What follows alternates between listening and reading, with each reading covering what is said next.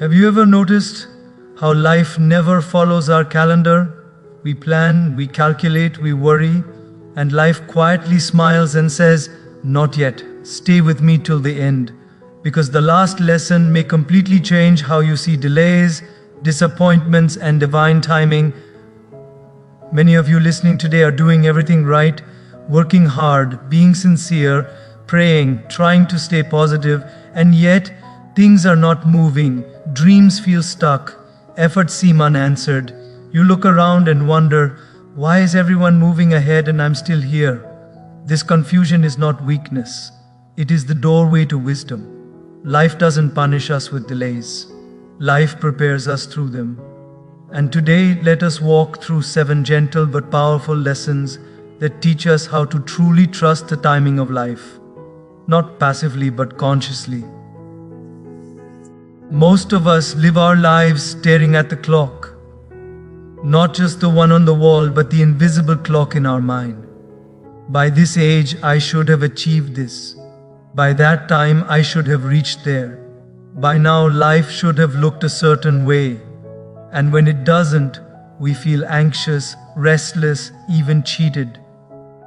But the first gentle truth life teaches us is this: life does not run on your clock. Think about it.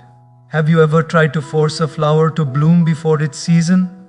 You can water it more, add more fertilizer, pull at its petals, but the more you interfere, the more you damage it.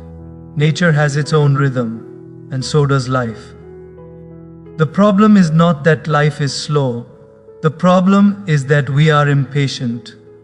I once met a young graduate who told me, "I feel late in life." He was just 24. I smiled and asked him, "Late according to whose timetable?" Society hands us invisible deadlines. Success by this age, marriage by that age, stability by another. But these timelines are created by comparison, not wisdom. When you live by borrowed timelines, you also inherit borrowed anxiety. Look at a bamboo tree. For years after planting the seed, you see absolutely nothing. No stem, no leaves, no sign of life. But underground, something extraordinary is happening. Roots are growing deep, wide, and strong.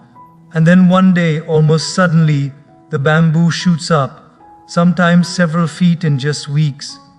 If you judged its growth by what was visible, you would think nothing was happening. But if you understood its preparation, you would never rush it. Life works the same way. Some seasons are not meant for visible progress. They are meant for inner preparation. Character, patience, perspective, strength. And if these foundations are weak, early success doesn't help. It hurts. We often say, "Why not now?" But a wiser question is, am I ready? Ready to handle success without arrogance. Ready to handle responsibility without resentment. Ready to handle pressure without breaking relationships. Timing is not about delay, it is about readiness. Sometimes we pray for opportunities without realizing the weight they carry. We ask for growth, but we are not ready for discipline. We ask for abundance, but we haven't learned contentment. Life, in its compassion, waits, not to frustrate us, but to protect us. When you understand this, something shifts inside. You stop fighting time. You stop cursing delays. You begin to trust the process. You still work hard. You still give your best. But you stop measuring your worth by how fast things are moving. There is a beautiful peace that comes when you accept that everyone has a different clock. Some people bloom early and fade early. Some bloom late and last long.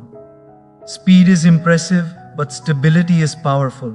And life values stability far more than speed. If today you feel behind, remember this: being unseen does not mean being unprepared.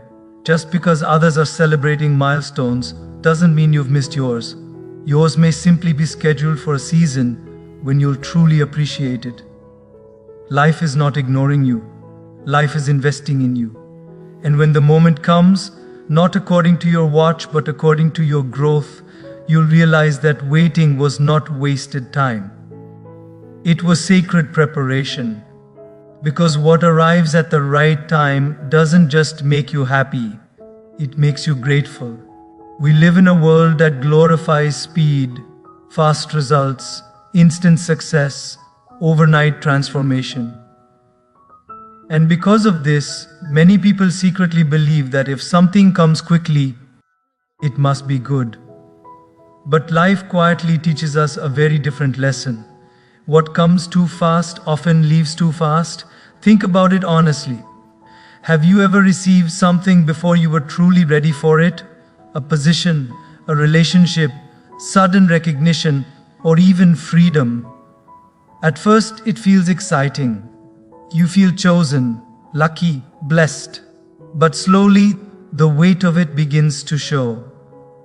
What you once prayed for starts demanding more from you than you know how to give.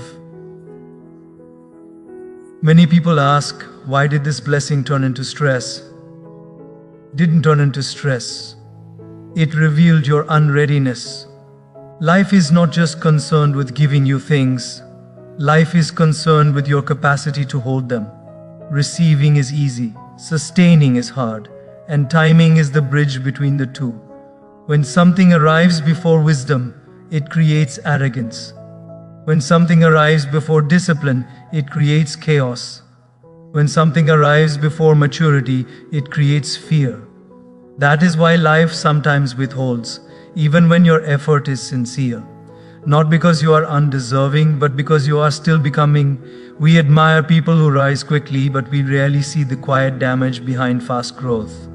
Relationships break because emotional maturity didn't keep up with emotional intensity. Wealth creates anxiety because financial wisdom didn't grow with income. Influence becomes pressure because inner grounding was never built. Speed amplifies whatever is inside you. If peace is inside, speed spreads peace. But if insecurity is inside, speed spreads insecurity. Life understands this. That's why it insists on slow cooking, not instant meals. Have you noticed how food cooked slowly tastes richer, deeper, more nourishing? The same ingredients cooked in a hurry may fill your stomach, but they don't nourish your body. Life also slow cooks its lessons, not to test your patience, but to deepen your flavor. When something leaves too fast, we say, why did God give it to me at all? But maybe the question should be, what was I meant to learn from receiving it before I was ready? Sometimes life gives us early experiences not as rewards, but as lessons, so that later, when the real thing comes, we handle it with reverence. Timing is life's way of saying, let me prepare you before I surprise you. And preparation often looks boring, repetitive, ordinary. You're doing the same things, facing the same struggles, seeing little reward. But in those ordinary days, extraordinary strength is being built. Strength to handle success without losing humility. Strength to enjoy happiness without fear of loss. If life gave you everything instantly, you would never pause to reflect. You would consume experiences, not absorb them. You would chase pleasure, not purpose. So when things move slowly, don't interpret it as rejection. Interpret it as refinement. You are being trained to hold joy without anxiety, success without ego, and love without dependence. And here's the comforting part. What arrives after preparation doesn't leave easily. It stays, it grows, it deepens, because you have grown with it. Fast happiness is loud but fragile. Slow happiness is quiet but strong. If today you feel frustrated by the pace of your progress, remember, life is not delaying you, it is strengthening you. Because when the right thing comes at the right time, it doesn't just enter your life, it settles into it. Most people believe their suffering comes from delay. They say, if only this had happened earlier, if only life moved faster. If only things worked out by now. But look closely and you'll see something important. The delay itself is not what hurts. It is our resistance to the delay that creates suffering. Impatience is a subtle thief. It doesn't scream, it whispers. It whispers comparison. It whispers self-doubt. It whispers the feeling that something is wrong with you because your life doesn't match someone else's highlight reel. And slowly, without realizing it, impatience steals your peace. You see, impatience is not about wanting things soon. It is about wanting things on your terms. And when life refuses to obey our expectations, we feel frustrated, restless, even angry. But life was never meant to follow our script. It has its own intelligence. Have you noticed how two people can be in the same situation, facing the same delay, yet one is calm and the other is miserable? The situation is identical. The difference is perception. One sees waiting as wasted time, the other sees it as meaningful space. Impatience makes us believe that life is happening somewhere else, that real life will begin after we achieve something, after the job, after the relationship, after success. Until then, we put our joy on hold. This is one of the most dangerous habits we develop, because life doesn't start later. Life is always now. When you are impatient, even progress feels slow. Even blessings feel insufficient. You achieve one thing, and instead of gratitude, your mind jumps to the next gap. This constant chasing doesn't bring fulfillment. It brings exhaustion. Comparison fuels impatience. Impatience fuels suffering. The moment you measure your journey against someone else's timeline, you stop walking your path and start running in confusion. But no two lives are designed the same way. Different strengths, different lessons, different responsibilities, different clocks. Your journey is not late. It is layered. Some lessons must be learned before others can even make sense.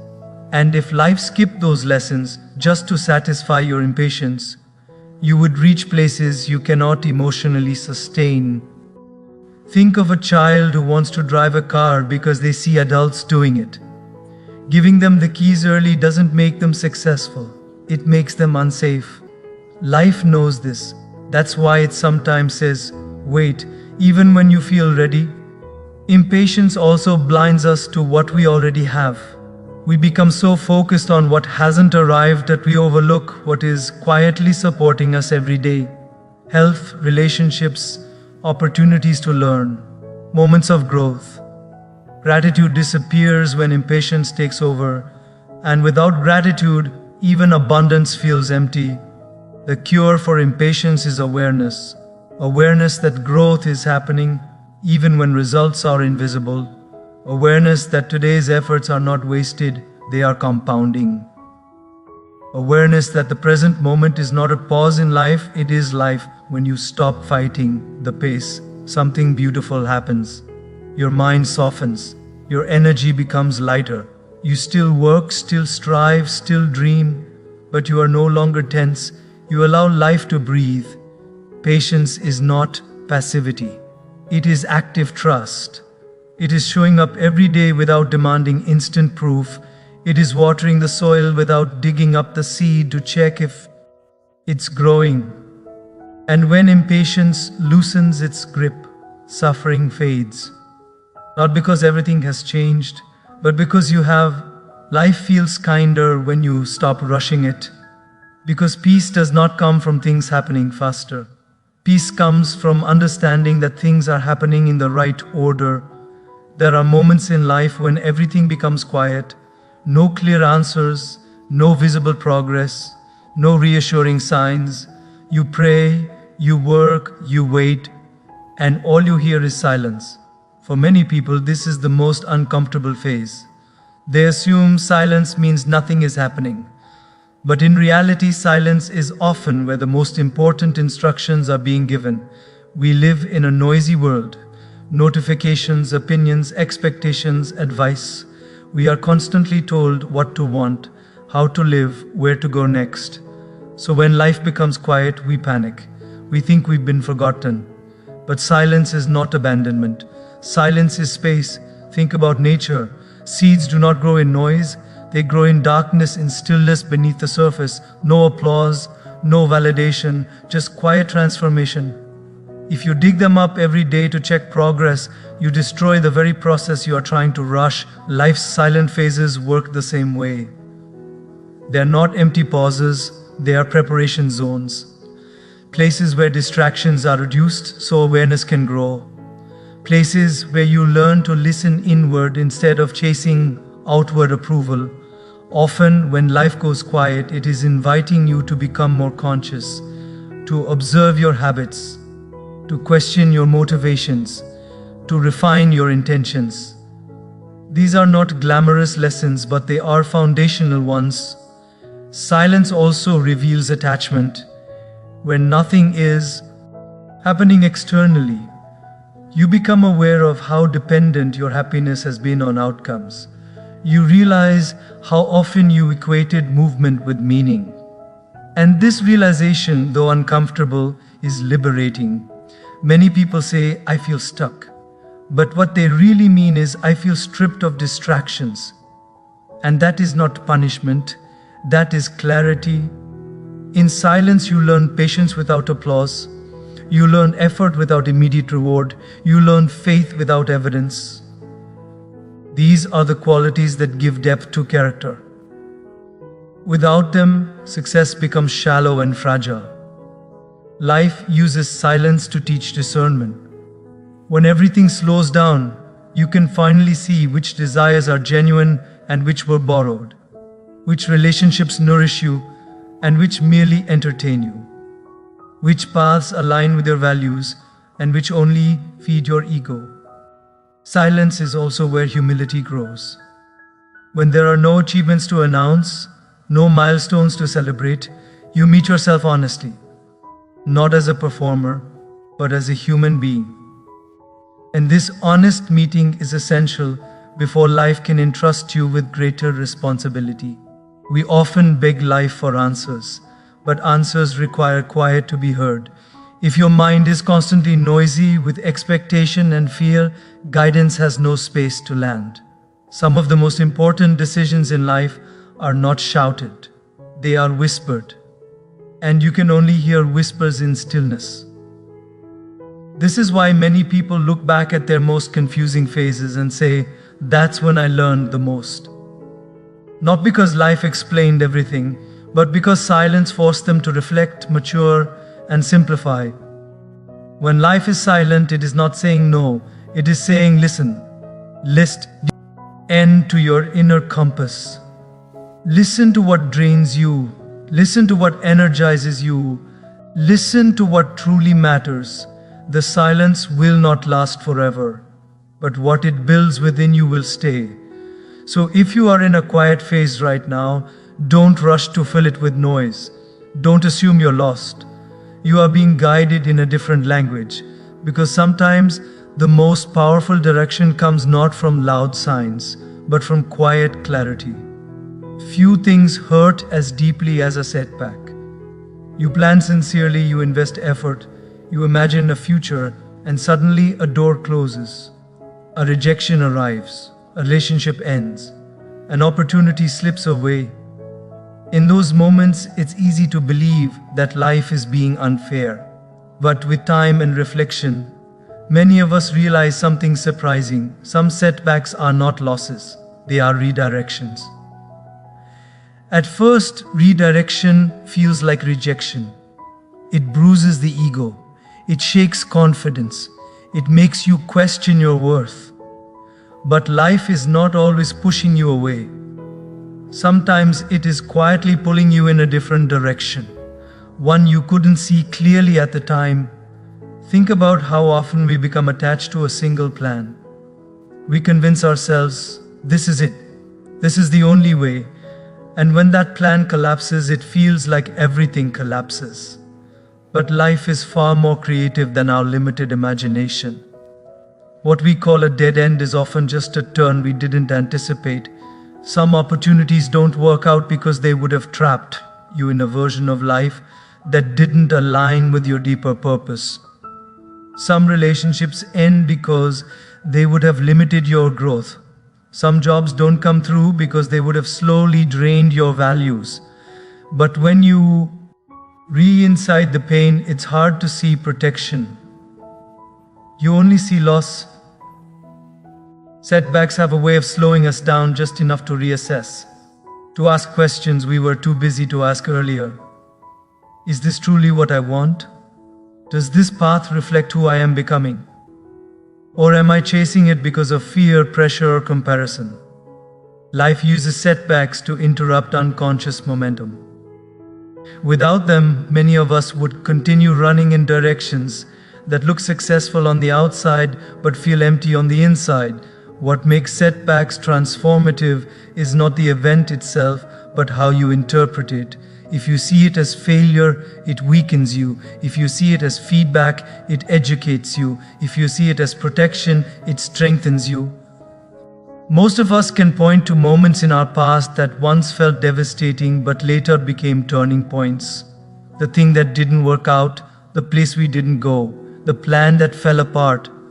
With distance, we realize that those moments saved us from situations we were not ready to handle or paths that were not meant for us. Life sees the whole picture. We only see the next step.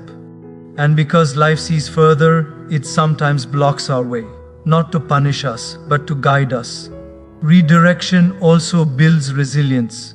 When things don't go as planned, you are forced to adapt, to grow flexible, to discover strengths you didn't know you had.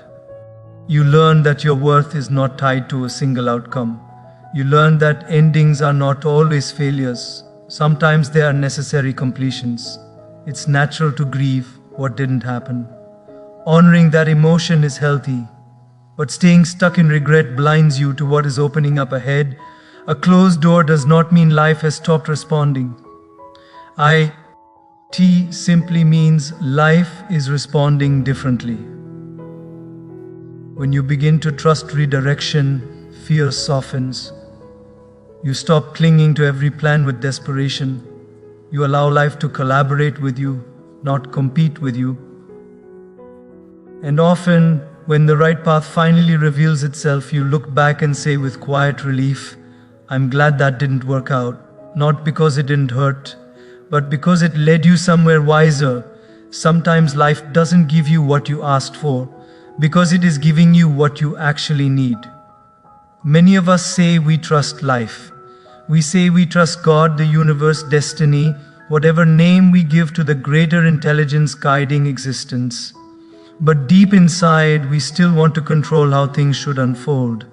We trust, but with conditions.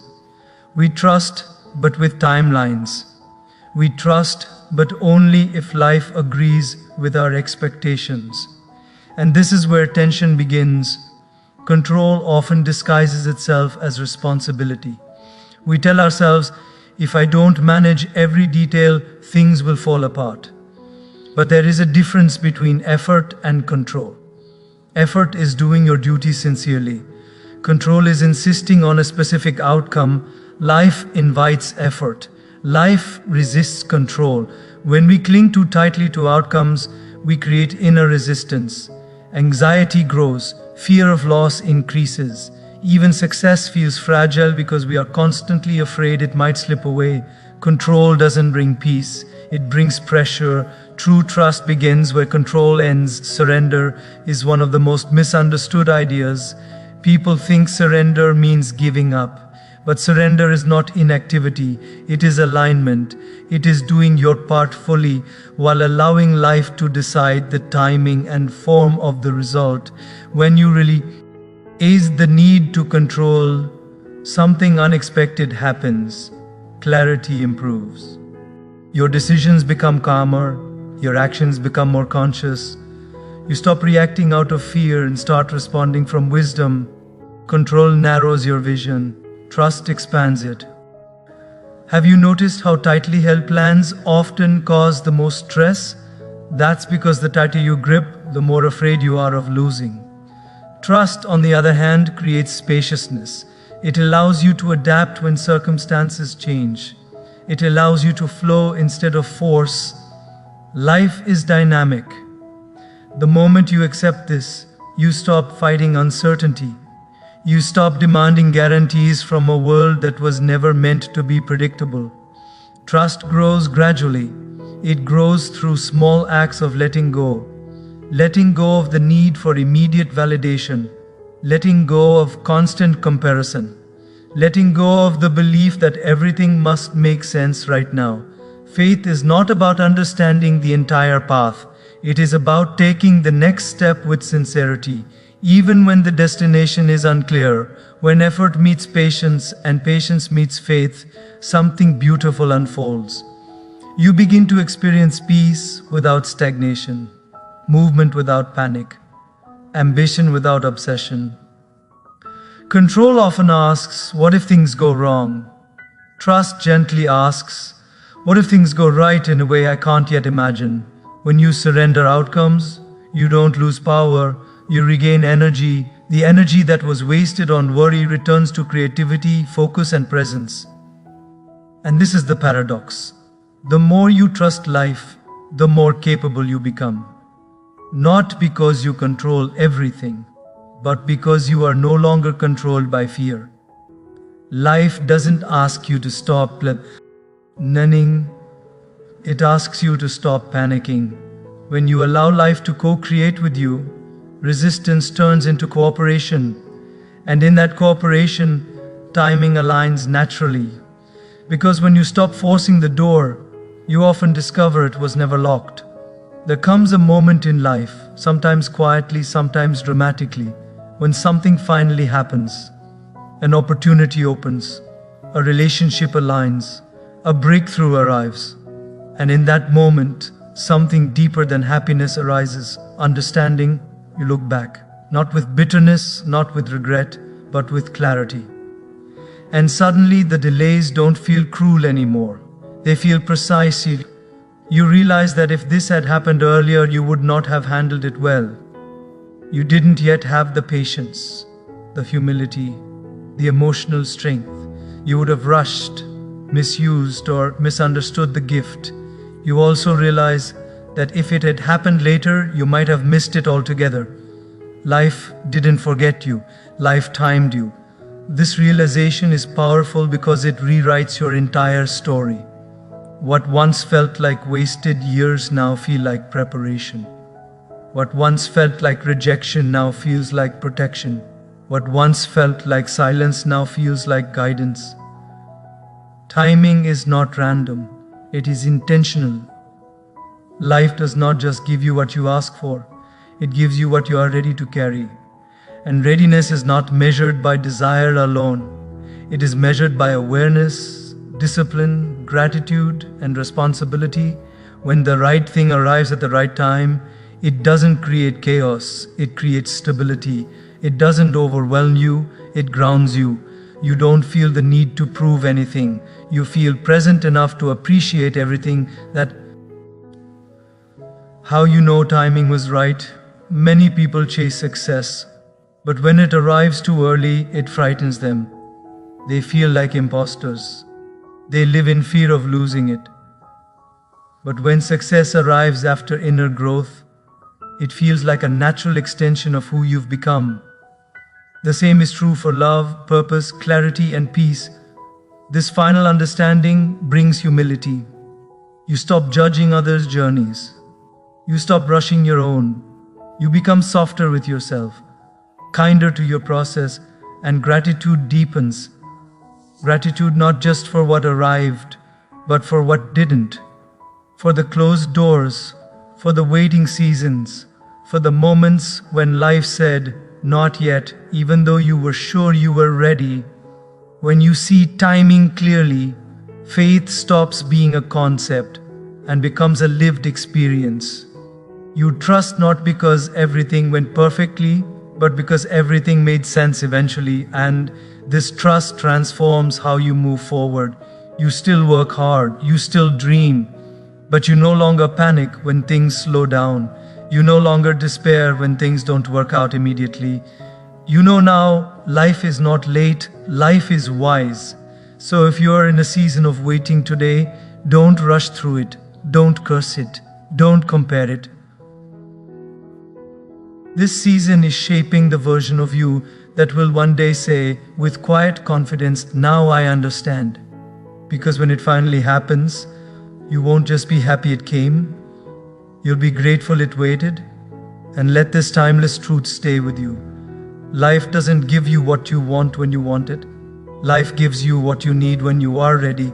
Trust the timing, do your duty sincerely, and let faith handle the clock. So if today life feels slow, uncertain, or unfair, remember this: God is never late, He is never early, He is always precise. Your responsibility is not to rush the results. Your responsibility is to show up with sincerity, integrity, and faith. Do what is in your control with excellence. Leave what is beyond your control with trust. Because when you walk with faith, even waiting becomes worship, and even delays become divine design. Live consciously, act responsibly, trust completely. Life is unfolding exactly as it should.